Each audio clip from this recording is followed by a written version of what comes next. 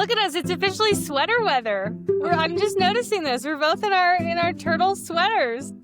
It took us to 2025 to get Yeah. there. So, but we are here. Oh, good to see you, Becca. Great to see you. So I wanted to sort of put a little teaser out there, a little sprinkle, before we dive in today. So our theme today is really on this idea of interdependence. Having spent some time in Peru recently, one of the predominant indigenous culture in Peru is called Quechua. It's the Quechua people, the Quechua language, and it has a special place in my heart. But as we were prepping for this episode, I pulled this word that I hear a lot in the Quechua language, which is aini. And I think it has a direct tie to what we're talking about today. So just close your eyes, because this word and what this word means is going to do something to your soul as we talk about it, as I read it to you. Okay. So aini, spelled AYNI, expresses a sacred principle of reciprocity and mutual support, often translated as today for you, tomorrow for me. It describes a way of life where people, community, and even the earth are sustained through ongoing cycles of giving and receiving, with the understanding that everyone's well-being is intertwined. So good. The words that stuck out to me is this idea that someone is receiving something I am not currently. I can have confidence that mine will come tomorrow, and therefore compassion and a disposition of gratitude, right? It comes back to gratitude and an awareness of it's not all about me. It's about me and how I relate to the community. So understanding that everyone's well-being is intertwined.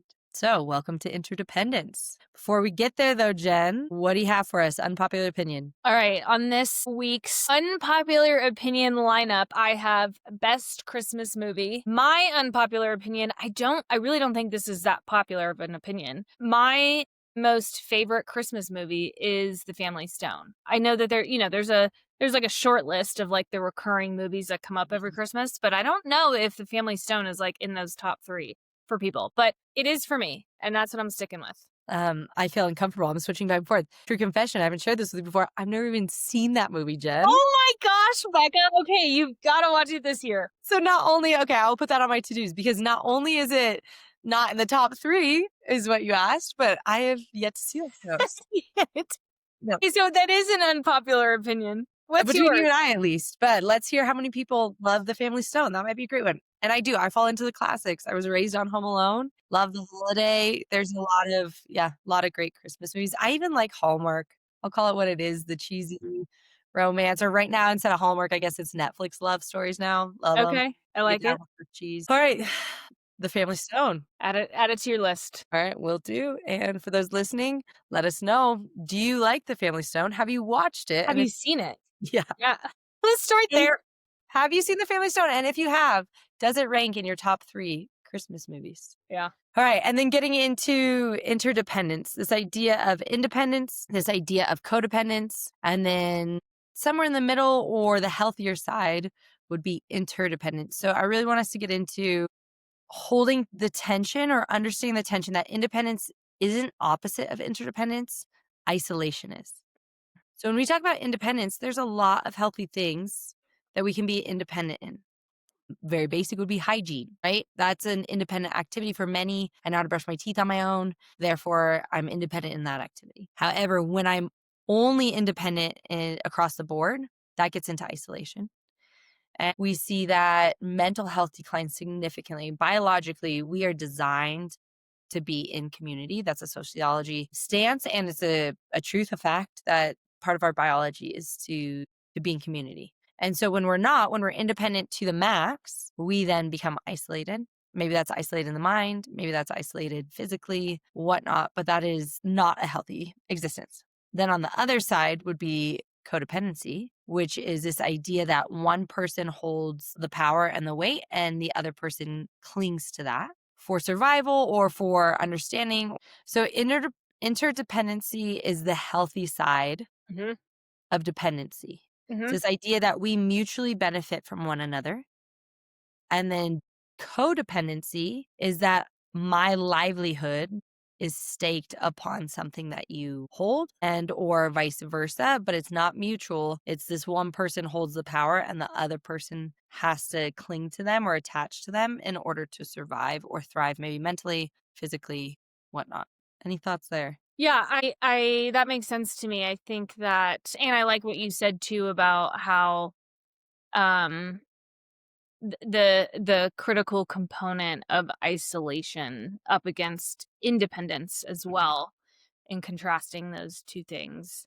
I think even, like, you could play this out from from a support or community angle, Mm. like, if I'm always venting to my partner and I depend on him only for, to be that listening ear for me, and I never give it back to him. I never am able to let him do that back to me. That feels like I'm dependent on him and not the balanced, equitable way that interdependence would want me to be, which is I depend on him from time to time to be my listening ear, and from time to time, he depends on me to be his listening ear. Yeah. And we just sort of oscillate between that, and that oscillation or dance is interdependence versus it just being one-sided, and I'm always depending on him and he's never depending on me. Yes. As you're sharing that, what came up for me is this part of identity. Mhm. With when we talk about codependence in counseling, often the person who is constantly feeding the other, Mhm. when it becomes unhealthy is when the person loses their identity Mm. part of meeting the other person's needs. And so this idea of you and John can dance back and forth because you both are elevating each other while still saying, "Hey, these are the needs I have. This is the support I need," which is Mhm. removing ego, which is brave in itself. And we'll talk about that in a minute. With regards to interdependency versus codependency, interdependency says, "My identity is still me." And I'll use my relationship then since you went into relationships. Mhm. Nick, I still am confident in who I am, or even this is an insecurity of mine. Let's say Nick brings home more wealth. We can go into the money. Nick's paycheck is larger than my paycheck. That is because the system awards what he does more than what I do. And that is what it is. However, he brings home, it doesn't have to do with our work ethic or anything Mhm. there. We both work hard. And so, yeah, his paycheck is much larger. And so, if I'm insecure in that, or if I'm saying, okay, you provide more, so we're able to eat food, so we're able to travel, so we're able to send the kids to childcare, whatever it may be, I say thank you so much, but I don't equate my worth and my Mm. identity to the fact that I have to relate to him or he has I have a need that he serves. Mhm. Simultaneously, he doesn't look down on me because I bring home less than he does financially. I pull my weight, if you will, in the house in many other 100%. ways, in our relationship in many other ways. And also, I think a healthy part of identity let's say since I'm the person who brings home less financially, he also doesn't feel like that's his only worth, that his Mm. identity is only in supporting me. Because if he felt like his identity is only in supporting me, then that is such a tiny sliver of all the things that make up the beautiful man that he is. Or Yeah. for you and John, right? You have your own dances that you're talking about going back and forth, and John has supported you in life in different seasons. You've supported him in in different seasons. And so finding that is the interdependency, whereas the codependency would be that uneven lack of mutual respect and also follow through from each person, which then affects identity. Mhm. Yeah. I think that makes sense. What do you think on these? So I'm thinking of this almost as like a spectrum.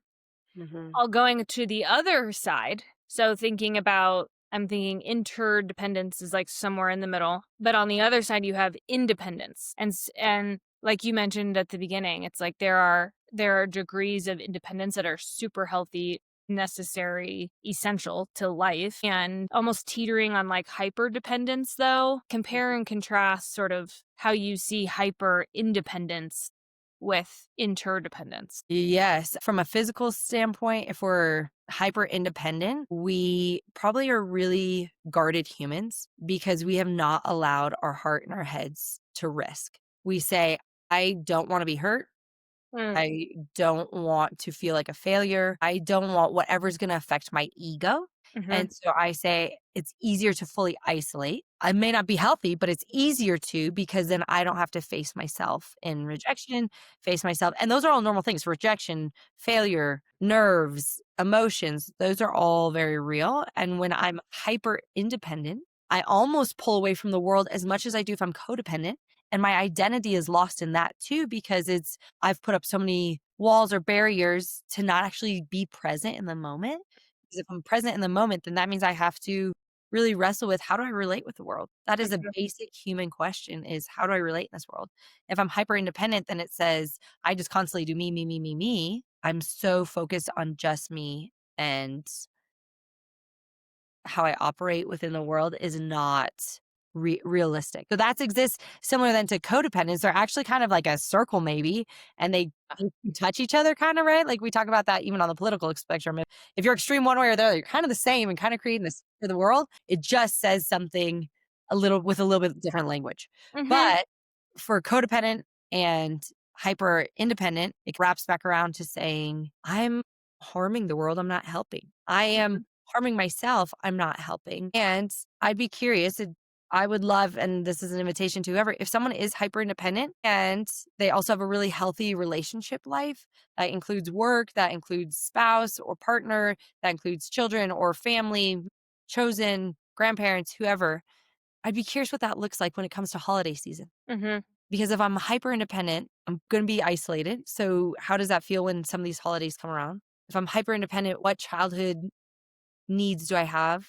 And have those been met even though I'm 35 now, right? Some of those questions start to come up, Yeah. especially in holidays when it's Friendsgiving and family get togethers and Christmas or New Year's or any other holiday celebrated. It becomes, all right, people are starting to connect and see each other. And am I seen by anyone? Any thoughts that you have there on hyper independent? Well, I can definitely raise my hand on this one and say that I have grown up and strongly identified with this archetype of like being hyper independent. I don't know necessarily I could do some thinking on like where that comes from for me personally, but I was the oldest of 5. Um and think that being somewhat in that oldest sister daughter there was something there that I think just started a seed was started to get planted. I think at that in that reality of being that birth line, the first one to go. And I have worn independence as this badge of honor. I have defined myself through that lens for so long, and it's only been in the last like 2 years that I've really had to start to unlearn a bit of that in a really beautiful and healthy way for myself. But I was proud of it. I was like proud of being independent. But I think that what like you said, whether you're on the hyper independent side of the circle or more of the codependent side of the circle, it's almost like both. You're missing the depths of the human experience that is available to you. Because I think that there is some gap in vulnerability or courage there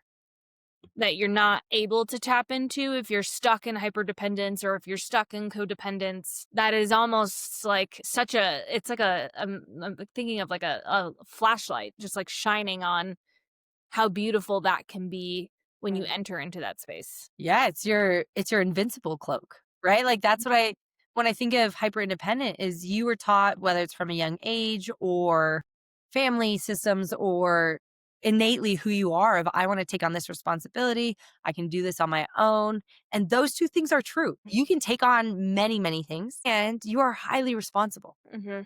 The piece as you talk about, like, "Oh, I'm unlearning that," is to say, "Oh, I'm not invincible, though. Oh, I may actually need to relate to someone else." And you and I are going a little bit toe to toe here, so please hear me say I have mad respect for you, and I'm probably I'm highly collaborative. I'd be curious. I haven't even done my own self-reflection to say, where do I fall on this spectrum? Mhm. I would say I'd say I'm more independent than I am codependent Mhm. or hyper independent than I am co. Okay.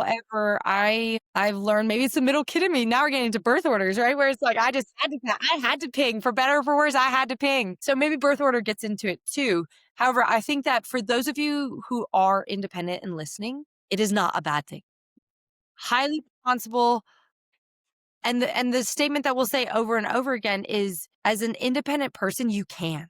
You can. Life will be so much more rich, so much richer in the interdependence and saying, "Oh, when do I want to be around people? When do I need to be around people?" Mhm. And I think more than ever, when we come into hardships in life, we learn very quickly either we are isolated as independent people or we have to bend and say, I need support. I need meals. I Mhm. need financial assistance. I need community for my for my mental wellness.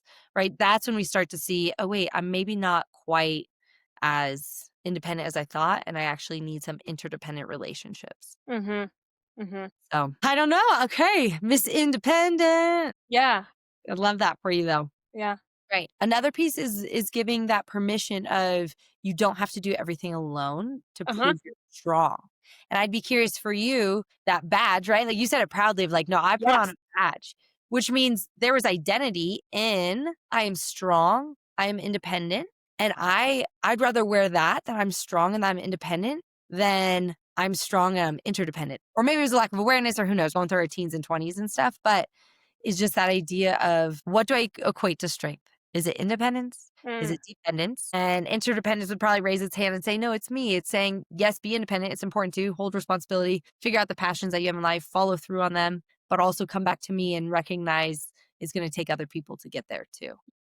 28-year-old me would have said the definition of success or defining it would have been me being able to take care of me and not having to ask for help or lean on other people, I suppose. I think that is how I very much viewed my life. And then just in the last 2 years, I have had a deep season of grief for myself, and it was very sudden, immediate, and I sort of looked around and I was like, I've got all these amazing, beautiful relationships in my life, and I am quite literally on my knees, cannot get out of bed, cannot walk. And there's something just clicked in me that I was just like, I think you actually need to start asking for help. You have to start asking for help right now because I there were things that I just couldn't do.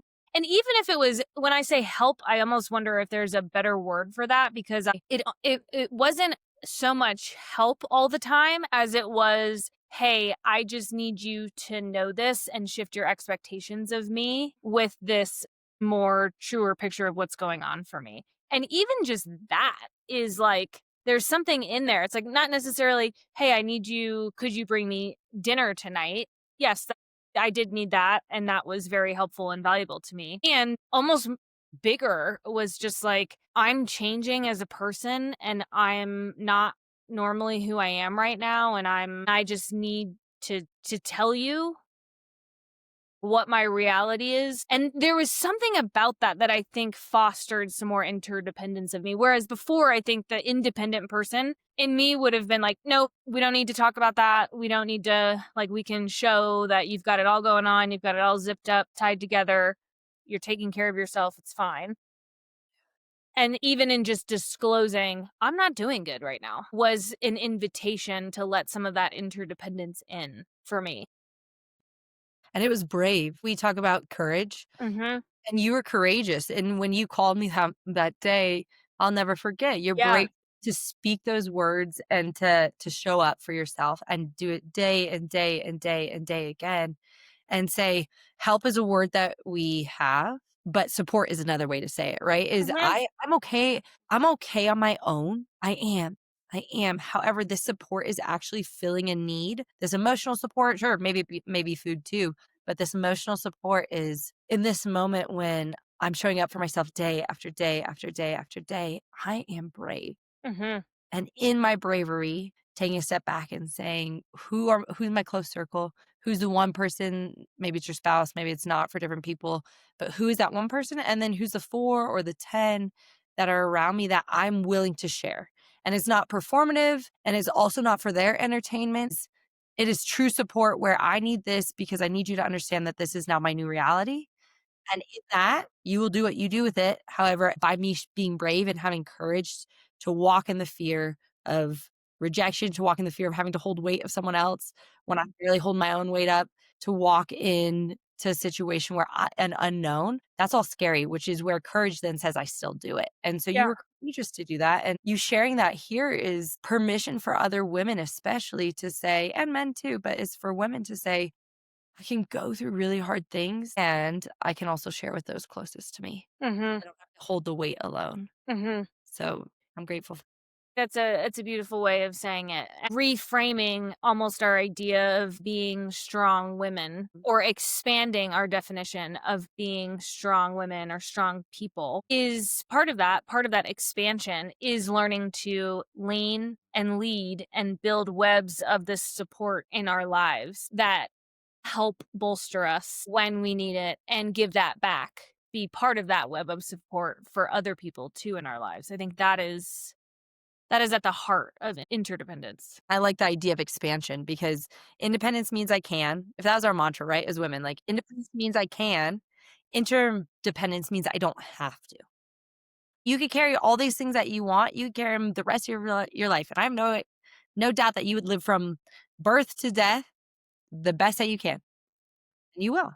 And also, your life may, especially with really strong people around you, to match your cadence because you're a really strong person, so you're magnetic to those people, is then they offer you an even more enriching life. Or Mhm. my life, like, yeah, I can do. Let me tell you this, my handle for AIM back in the day, shout out to all of you who had AIM. Mine was All American Girl 927 because I was like Miss Independent. Don't mess with me. Like, boys, no, thank you. Girls, I'll be your friend. Like, let's just go be powerhouses in the world. And through tearing my ACL and having my identity and be torn away from me, right? Like this thought of going to college, playing, doing whatnot, then to having what I thought would be a lifelong relationship with a partner get destroyed in college in a really ugly way. That gets torn, right? Like, so some of these things start knocking me down. And thank goodness for my girlfriends. Like, Yeah. they distracted me right and left. And so Miss All American Girl 927 is on a lot more humble than she used to be. And that superhero cape doesn't say I'm invincible anymore. It says I can, and it also recognizes the other women that I need in my life to help me get through it. So, Yeah. cheers to those also who are showing up for others because Yes. man, we need that. When we are brought to our knees, when those women and those people have shown up for me, it's almost spiritual. It's sacred, and Agreed. forges a bond that goes places. And I Yeah. know in your life and in mine, we've shown up in really hard seasons for each other. And I'm like, Jen's got my back. So whether we're dancing samba downtown or we're doing whatever, it doesn't matter because we are also in the nitty gritty to life together too. Yes. And also too, how beautiful is it to be in a relationships where to your core you just know today for me, tomorrow for you. And we go back to that word. It's like we know life is going to be hard, and I hate to say it, but I almost feel like the intensity, like the gravity or the weight of the things that we experience as we get older, I think the intensity of those things gets more potent, and we know that it's going to be good and it's going to be bad and it's going to be in between, and to just trust and have relationships or those people, those support systems that you can lean on when you need them is, yeah, it is a beautiful representation of the spiritual human experience. Yes. And it's biological. Literally, I was like in my soccer days. And when you said today for me, tomorrow for you, I was like, let's go.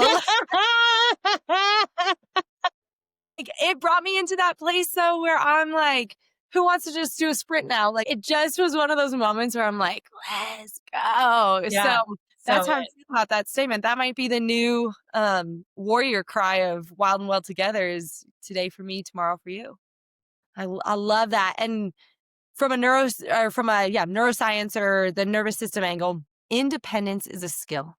We learn that from a baby, right? Talk about codependent babies, yeah. highly dependent. There is nothing Right. they can do when they come out. There's nothing we can do as an infant that will allow us to survive. We Yeah. rely completely on someone else or many others. Uh-huh. Then slowly I learned how to tie my shoe. Or before that, even I learned how to crawl and then I learned how to walk and then I learned how to run. And then I learned how to tie my shoe and eat. And many of these things then become independent. And that is healthy to have an independent life. For those of us that have disabilities, that's one of our greatest struggles is I'm forced to be dependent on someone else. And that is hard. Yes. That plays into our mental health in ways that is often not represented Yep. in the public sphere. And so recognizing that too. And also saying for those of us that are independent and able bodied, slowly one foot in front of the other, learned how to become independent. Mhm. Really, really healthy things in life. So it's a skill to be built. The good part about that also is if I'm someone who leans more towards codependent right now, or Mhm. if I've been through a horrific situation and I'm in that place of mourning and I don't know what to do with that relationship that no longer exists, I can build that skill of independence. Mhm. Please hear me say to those from a neurological standpoint, if you are listening and feel dejected or heart like your heart is hurting because you're like, I am one of those codependent people that you mentioned in the beginning. It's okay. There's one foot in front of the next to learn some of these independent skills. Maybe it's financially, maybe it's emotionally. A lot of times it's emotionally. Mhm. Boundaries are a buzzword right now too. They are healthy though, in the right context. Find support for those. There's support there. And also, how do I let down some of my barriers and learn to let more people in sometimes? That's Yeah. also a healthy movement. And so there's some of those different things that I want to talk about the nuances. Mhm. Independence is a skill. So we Mhm. have to learn how to build out that skill. Interdependence is biology. So even if I build out that skill, I'm still going to get pulled back to who I am in nature. And I'm still going to be asked to meet other people where they're at. And so really recognizing biology grounds us, pulls us back in while simultaneously building out that skill. And when you say biology, you're really meaning like we are hardwired for that connection to live in mutual support, mutual relationship with one another, right? We are designed that way biologically? Biologically, we were designed that way, and our brain is slow to change. Mm. Okay. Generation over generation, slow to change, and also it's actually a really good thing that our brain does not let go of that unless there's something that changes within our whole system, but interdependence is a really important thing because for so long, that's how we existed, that's how we survived, right? Is Mhm. talk about what is the birds and the bees. Yep. We had to be interdependent in order for our species to survive. We had to be interdependent in order for us to catch food and to build homes, and to then once we started to create civilization and no longer be nomadic as on a large scale, still then had to create that. And yes, we've made it perverse and there's a lot of hardship through that too. So please hear me say humanity needs to continue to work to make us better. Yeah. And yet, through interdependence, we have learned to survive. And that is primal. That is in the hindbrain. That is, am I going to exist tomorrow? If I am, what do I need to do to get there? And learn how to negotiate with people, learn how to share meals with people, learn how to fight with people, right? Like all those things are true Yep. of being interdependent and recognizing, oh, you have fruit. Oh, I have this pelt. You'll be warmer if I give this to you, but I'll be able to put food on my table if I get it from you. So, Totally. biologically, from a long time ago until now, that still remains true of, oh, you're really, really kind. I would love to learn that from you. Mhm. Oh, you love to dance and laugh. Oh, I need laughter in my life. Can you give that to me? And I think that this, because we aren't so much as a barter and trading system anymore, we miss out on Mm. of this the meaning, the crux, the sacred piece of the let's go of interdependence because we're like, "Oh, I can do it all. It's right here. Right here. Right. I can do it all." And so we're falsely reminded how independent we are when in actuality, And fooled that we don't need each other. yes! Deceived deceived to think that we don't need each other. Oh, and now we're getting to the now we're getting to the meat and potatoes. Now we're getting to the heart of this. We do. We need each other so much. And this, for those of you that aren't listening or aren't watching, I've held up my phone. I said, talking about an iPhone, Yeah. the technology has its pros, but a massive con is that it hoodwinks us into thinking we can do life alone. Mhm. No, we need hugs, we need food shared, we need conversations had back and forth. And those are all really, really healthy things to remind us our worth, to remind us of human existence. And I was just gonna ask, why do you think we as a society, or do you think we as a society put so much value on independence? What is that about? What is happening there? well, two things. I think that there's that badge, right? The I can do this. Yeah, I got this. Nope, I got I got it. this. And that flirts or that's that tension with growing up and learning like, oh, I had to learn how to do that. Right. And it's healthy too. And so it's a dance, it's a balance of saying, I have to do some things alone in order to live that meaningful, fulfilled life. And also, I need to do it and recognize it's in conjunction with others. Yeah. And that's that tension back and forth of where do I fall on that? At what point and in what season do I feel differently or do I understand it differently than others? And I think it further is perpetuated by, again, if I don't need to barter and trade with you because everything comes from a package out front, Right. then Then I that am thinking, "Oh, I don't need you." yes. But then I'm also like sitting home alone and I'm like, oh man, remember when we used to play volleyball out in the park? Or, oh, remember when we used to play kick the can? Or, oh, remember when we would know where everyone is because the bikes were in that Yeah. yard? Or, right, some of those things of pre technology or digital life that we have now. And so that's where I think the sweetness of coming back to a place of how do I recognize we need each other? And it's going to come when we hit our hard moments. It comes, it's blatant, it's smack in the face. I need another human. Yep. But I don't want it just to be hard moments. I want it to be day in and day out. It's, yeah, girls, let's go do this. Let's call each other up and chat till midnight or whatever things we need. Mhm. And then 60 seconds to centered, coming into that space now, hands together in prayer hand, it would be, and keeping your eyes open. Inhale and separate the pinkies, recognizing the individuality, and then exhale, bring them back together. Inhale, separate the ring fingers and bring them back together, the fourth fingers. Inhale, middle fingers open. Exhale, bring them back together. Inhale, pointer fingers. Exhale, bring them back together. Inhale, thumbs. Exhale, bring them back together. Inhale, total, separate the hand out. Exhale, press it together for as long as you can on your exhale, and then come back to regular breath. That's called prayer separation. It's one that's kind of a mind game, right? Where it's like, oh, which finger do I pull? Which finger? So it's fun too. I like to do with kids and adults because it's like, where am I at? But it also syncs breath with movement, which helps us regulate our systems too. Cool. And the journal prompt that you have for us today, Jen? Yes. So our journal prompt this week is, as I read this, think about this through the lens of good, bad, positive, neutral, negative. Think of this is not just for the hard times. So this can also get manifested if there's something that is really exciting or good happening in your life right now that you want to share. But the journal prompt is think of a moment this week when you said, "I've got it," but secretly wished someone would show up for you. What would it have felt like to what would it have felt like to say yes to help? And what old story stopped you from asking? That's brings me into a place of realizing again, I can do it.